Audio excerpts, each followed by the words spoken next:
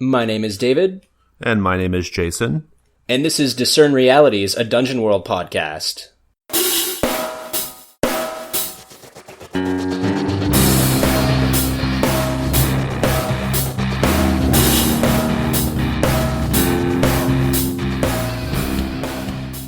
Our first segment is What Happened Here Recently. Okay, so last week I talked about running a game for Gauntlet UK, and I talked about that game in the context of flags and kind of how to better incorporate flags into your play. And but I didn't actually talk much about the sessions. It's the two sessions I ran themselves, and I'm still not going to, except to say that I went with kind of a theme that I don't normally do in my multi-session dungeon world, which is kind of a Venetian horror, Gothic horror kind of vibe, masquerade ball, cities with canals. Does this sound familiar to you, Domenico? Yeah, I think I might recognize this landscape a little bit. Yeah. That's why I'm bringing it up. The two sessions were actually pretty directly connected to the story that we're doing for Domenico on this show. And the adventure was called Lugana's Gambit. And Lugana is Lugana Castafiel, who is Domenico's sister. I think we have named so far Urbina, Domenico, Lugana, and Lucero. I think those are the four that are named presently. Yeah, Lucero. That's the one that I was missing. That's the one, yeah. So here's the thing. I've done a little bit of this in my Dungeon World games where I subtly refer to what's going on in Discern Realities, right? Our little AP, just in small ways, just kind of as a little like callback or treat for people who listen to the podcast as well as play Dungeon World with me, right? Yeah. Because I do have players who don't actually listen to the show, so which is really weird, but it's okay. But this one was a lot more like directly connected. Now, it took place a number of years after Domenico's adventures. In fact, many, many years after. We've kind of established that the Castafiel family has kind of a vampirism problem, right? So that's sort of a connection with Lugana there. I'm bringing it up now because we actually did something we don't normally do, which is we recorded the video, the YouTube. Like, we actually recorded it. Oh. Yeah, and that's not something I've normally done. We used to have this ideology in the Gauntlet, which is the ephemeral nature of games. Like, if you weren't there, then you just weren't there, and that's it, right? Like, and that was kind of the way we always handled it. Like, we were playing it for the moment, and it's gone, right?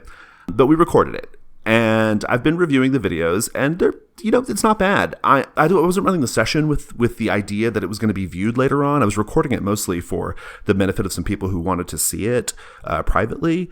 But I'm thinking I'm going to go ahead and just release it for people to watch. A friend of the show watched the first episode or the first session for me and really, really liked it. So I think there might be something there that people might enjoy. Yeah, that sounds like a great idea. I mean, disclaimer, it's not edited, so... No, it's not. Yeah, it's not edited. It'll just be... But what I'm going to do is I'm going to time code it so that if you want to skip the breaks and stuff, you can do all that, kind of get to the... Or if you just want to watch certain parts, you can do that as well. I'm going to do a really detailed time code on the video, so that'll be nice. Although... There's something interesting about watching the breaks because the players would like talk about things out of my earshot, which I thought was interesting, which is always kind of like fun to see. That Jason guy's really can't handle it. I can't stand him. No, so I'm gonna time code them. I'm going to make like the images that I used on the Roll20 available because you can't see those in the video. So I'm going to make those available and label them so that people can see what we're talking about. I'm also going to make my raw notes available that I prepared for the two sessions. That way, if people really want to, they can kind of see like how I prep a session, but also importantly, like how I adapt my prep in the middle of play, because a lot of stuff that I put in my notes don't get used, right? Or you can kind of see where I've made like a change in the moment to kind of accommodate like something that a player is interested in doing with a story. And so to the extent that people like care about like how or just they want to see how somebody runs Dungeon World, somebody's run a lot of Dungeon World, I'm going to make all that stuff available so that people can kind of check it out. I think there might be somebody out there who would enjoy that. So yeah, that's awesome. I would love to see how that actually flows because I've looked at your notes and I've been in some sessions, but I've never had the notes right in front of me while the session is happening. Right. Yeah, exactly. That's my thinking. Like you can kind of refer to them as you watch and kind of see like how things were kind of going. So yeah, I'm going to make all that available, and I'm mostly mentioning it on Discern Realities because it does have a connection to the story we're telling right now during the comic strip AP. If you want a little bit of that story, or if you just want to get behind the screen and inside Jason's head while he runs a apparently great game of Dungeon World, I've heard nothing but good things about it. Thanks for making that available. Is there anything else you wanted to say about it? Yeah, I hope to have it out. It should be available a few days after this episode goes up. So okay, great. Just pay attention to the gauntlet. Yeah. Let's go ahead and move on to the next segment. Our next segment is What Should I Be on the Lookout For? The one-page dungeon contest. That is a contest that has been held every year since 2009.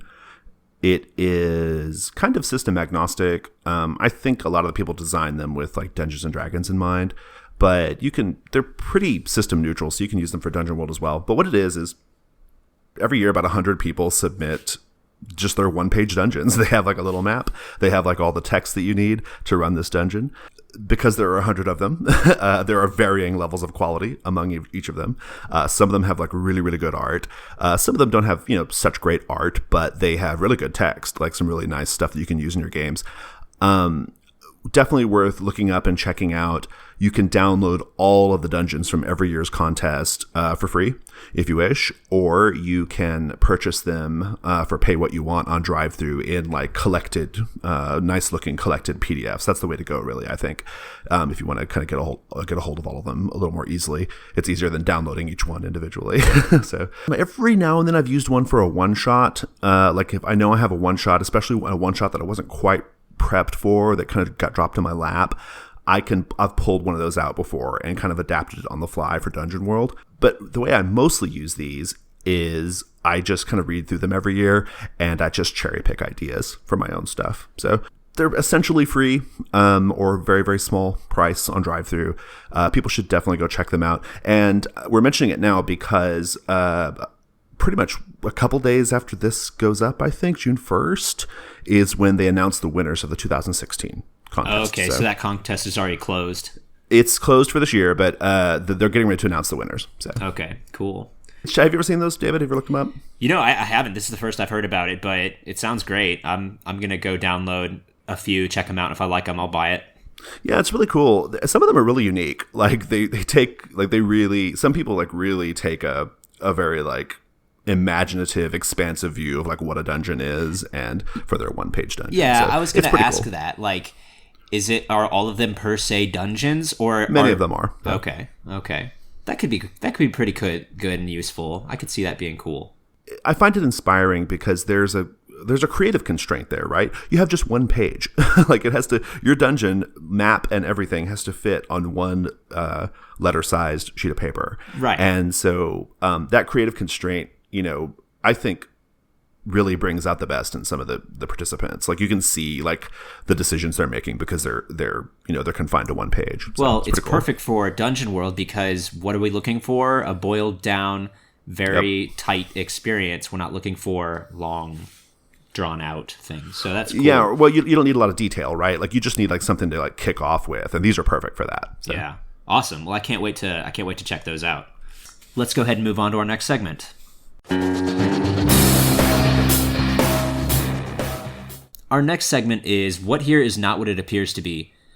This week, I want to talk about how I use source material that I am inspired to use from fictional sources like movies or books or shows or whatever, but how I use them in Dungeon World.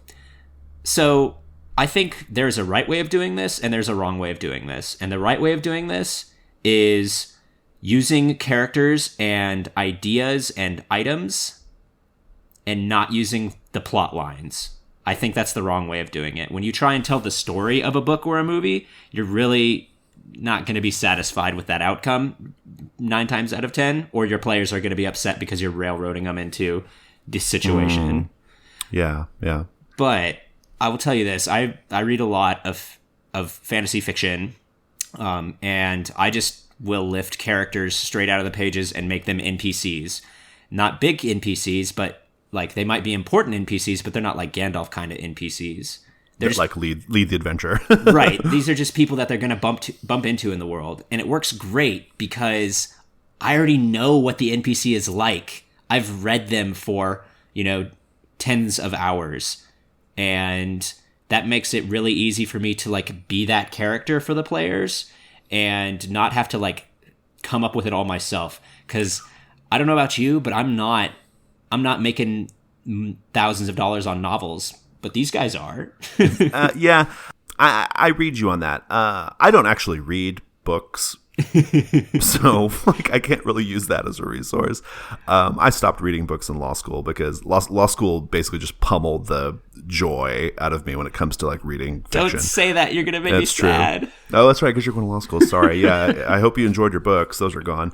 But I do watch lots of movies and TV shows. I'm joking, listeners. I read books. I'm just, but I don't, not with the zeal that I used to, though. No, I get that. It makes sense because as you're reading a book, you are reading the character's dialogue in your head, right? In a certain way. Like you're almost practicing, right? Yeah. as you read the book, right? You're visualizing what they look like. You're imagining how they move and how they present. And, you can translate that. You've spent some time like living in the skin of the character already. That's not a bad idea. I think a lot of people probably do that instinctively or naturally, even if they don't realize they're doing it. Yeah, but doing it more actively has benefited me greatly in recent Dungeon World sessions. Like my Tinker, I stole that straight from Patrick Rothfuss and his Kingkiller Chronicles. Mm-hmm. I have another character that's a captain of a ship. I stole him from Scott Lynch's Lies of Loch Lamora, Gentleman Bastard series. Yeah, I do this all the time. I actually don't do it with fantasy resources, though. I use resources from other genres of say, movies or TV shows, like not necessarily fantasy ones. So for just an example of something we're doing right now, Edvard, the major domo in the VR AP, he is actually was inspired by Riff Raff on the Rocky Horror Picture Show. Oh, so, okay. Yeah, so like that voice I do when I talk like this, Domenico Castafiel, I'm aping Riff Raff there, right? And Riff Raff is a butler in Rocky Horror, right? So I just made like a quick, when I was coming up with that character kind of on the fly, but I made like a real quick like, okay, well, that's a creepy, standoffish butler I know from something. Oh, yeah, Riff Raff. Okay, do that voice, right? That was all the decision-making that went on in my head, right? It's nice to have a little archive of, like, archetypes and tropes and references like that you can kind of pepper into things. I think that's a really good move. So that's just one I just thought of just now while we were talking about it. Yeah, and another part of, like, how this is practical for me is not only do I read lots of books, I listen to lots of books. And some of those guys who do those audiobooks do some good voices, and I just like mimic what their voice is like for that character right, too. Yeah. So. There's really, that might be a whole other like segment, but there's really something to be said for practicing mimicking voices and doing your voice work, right? Now this is like, you can totally have fun playing role-playing games in Dungeon World especially without doing any of that, right? You don't have to do like voice stuff with your NPCs, but it really, really enriches the experience, I think, when you do. When I'm trying to develop an NPC, I do it in the shower. Like some people like sing in the shower. I totally just do the voice in the shower. Oh, jeez. I do the same thing. yeah, I do. Well, so like when I was doing Iotho, for example, I thought really hard about Iotho because I wanted that character to really pop. I wanted him to pop in an audio way. So I spent a lot of time thinking about like, okay, well, what does it mean that he's so fat? Like how does that affect his voice? And then I thought, okay, well, I think I want to go with this like kind of weird, like he's lazy. He's a lazy person. So I'm going to go with this sort of lazy tongue. I want to make his whole mouth lazy, right? And so I sat in front of the mirror. I tried it out a little bit, I made sure my tongue didn't leave the bottom of my mouth, right? As I spoke, I kind of prepped it a little bit. I think if you really want to get into your like NPCs and give your player something really special, you'll do stuff like that. I just steal it off of audiobook people. I'm lazy. That's fine too. That's fine too. No, I love it. I think that's a great idea. I do it all the time. Not necessarily with fantasy stuff. I get all my references from just other things that I watch. That's all I had to say about that subject. Let's go ahead and move on to the next segment. Our next segment is what here is useful or valuable to me. Okay, so we have another entry from our location-based custom move contest that we are currently running. This one is from Jeremy, and it's called Light Fingers. There are more people in these streets than you thought could exist in all the wide world, a constant shifting churn of faces and costumes. How can you possibly take it all in?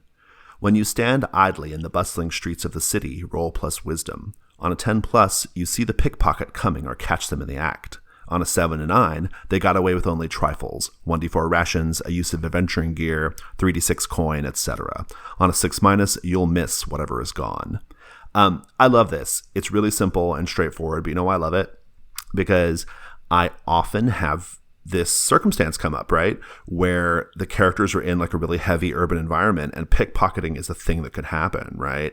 And I've never really kind of known how to like go with it. Like I usually make like the characters get pickpocketed the result of like a failed carouse roll or a carouse roll that goes, or, you know, in the middle of a carouse, like something goes kind of funny, or they're in the city and they get a miss. And so I go for the like, oh, you got pickpocketed while you were, you know, roaming around the streets. But it's kind of like, well, they didn't really have a chance to stop it, right? Like it's just a thing that happened. I like this because it lets you kind of build up like this sense of like there's tons of people here, like pickpocketing is a definite danger, right? And maybe even like asking the characters like, you know, like are you paying attention for that? Like what sorts of things are you on the lookout for? Like what kinds of traits are you looking for in people who might, you know, like might be trying to, you know, steal from you, that kind of thing. I don't know, I just like it. I like this, that this move resolves something that happens a lot in my fiction. So. I like it too. I think that I would play that 6 minus result on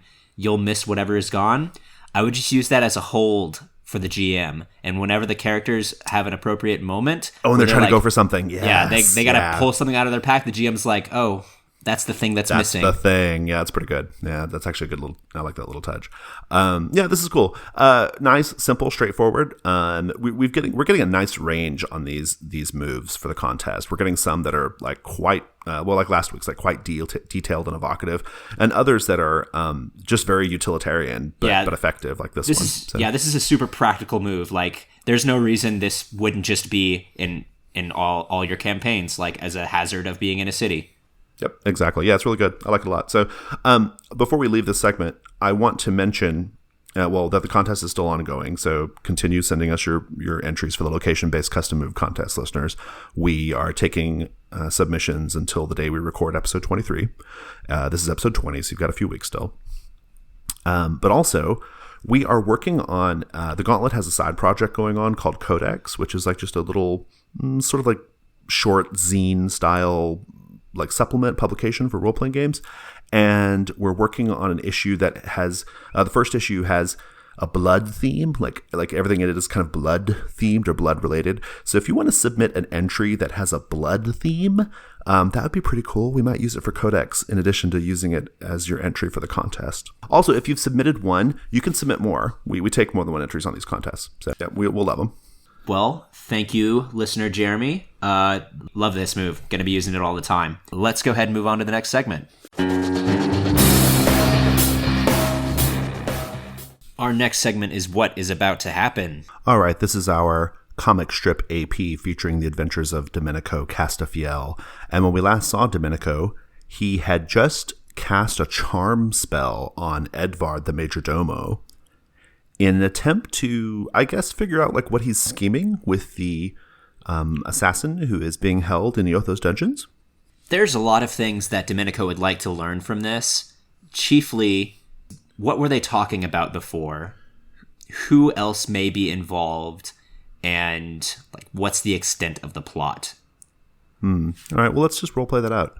So, yeah, as you mentioned, you know, Edvard, his face shifts a little bit to be like more at ease and friendly, which lets you know that the charm is working, and you're practically have your arms around each other, right, as you approach the cell with this guy who's in the cell, who was the one who was trying to slice Iotho's neck, right?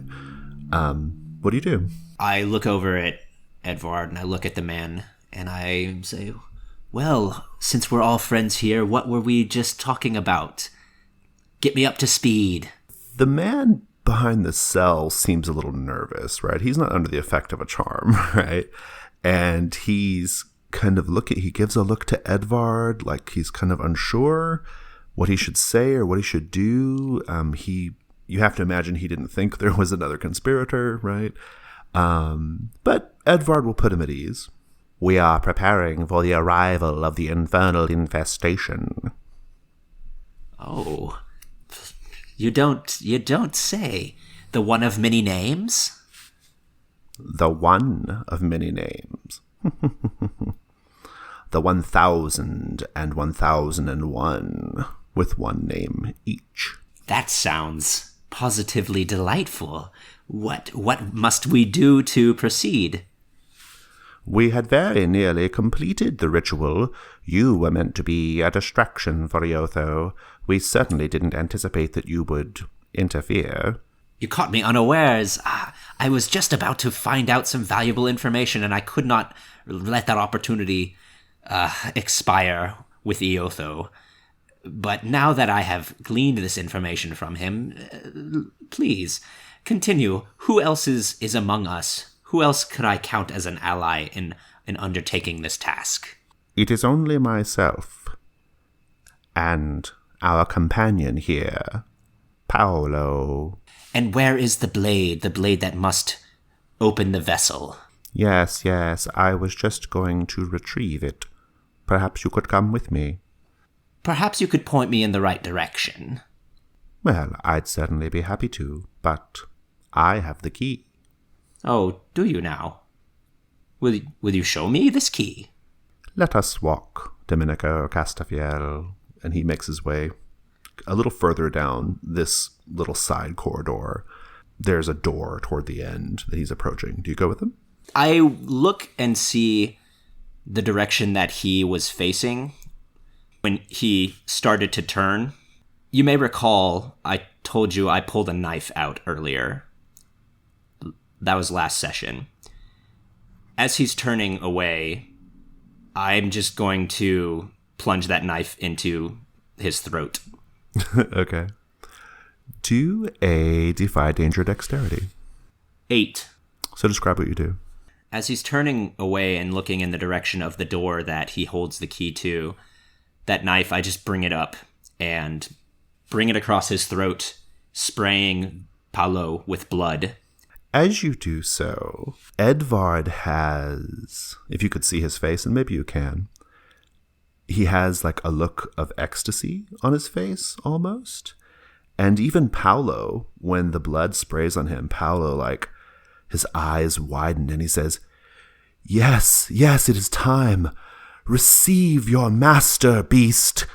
And you draw the knife across Edvard's throat. And even Edvard, you hear him say, as he kind of gurgles because his throat has been cut, he says, Yes, it is time. Retrieve him. Accept him.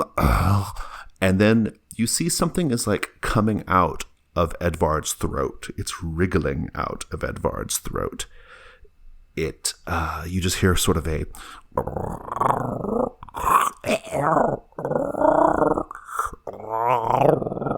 as it wriggles out. It appears to be a maggot the size of your fist, perhaps. And the maggot has a little tiny human face on the end of it. Oh, gross. And it's wriggling out, and it's kind of whispering and hissing. It says, Accept me, beast. I have traveled so far to be here. Edvard slumps down to his knees, and this little human-faced maggot is like crawling up his face, looking at you in your eyes as it crawls to the top of his head and is trying to make contact with you. What do you do? I think I'm just gonna, like, kick it until it's dead. Sounds good. Let's end the session there. That just leaves one final question. Who's really in control here? That would be the Gauntlet Gaming community. You can find us on our website, gauntlet-rpg.com. On that website, you will find links to our G Plus community, which you should definitely join. You will find links to our various meetups, including Gauntlet Hangouts. We also have a number of physical meetups now. If you're in the Portland area or in the some city in Ohio area. Akron, maybe? Is that the one they call Rubber City? I don't know. Rubber City? Yeah, Rubber City, is that wherever that is in Ohio. Houston, of course, and New Jersey, which is not a city, but it's just all of New Jersey. So you can join those meetups as well if you're in any of those areas. And additionally, in truth, we have quite a wide network of listeners and community members. And, if you're looking for people to play in person, go join the G+ community and just ping people there, because you might find somebody to play a face-to-face game with you. But if not, play with us online at Gauntlet Hangouts. And yeah, so we're also on Twitter as well. Twitter's at Gauntlet RPG. Thanks, Jason. Thanks, David. Thanks, listeners. That's our show.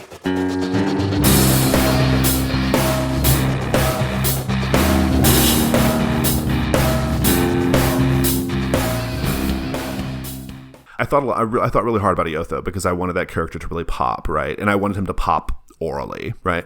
And sorry, did you just say that? Aurally, orally, okay, orally.